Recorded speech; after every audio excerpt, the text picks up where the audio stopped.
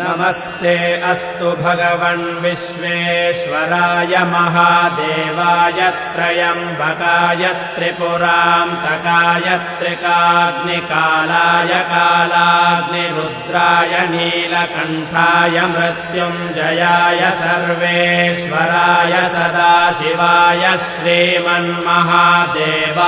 नमः। नमो हिरण्यबाहवे सेनान्ये दिशां च पतये नमो नमो वृक्षेभ्यो हरिकेशेभ्यः पशूनां पतये नमो नमः सस्पिञ्जराय द्विषीमते पथीनां पतये नमो नमो बभ्रुषाय विव्याधिनेन्नानां पतये नमो नमो हरिकेशाय योपवीति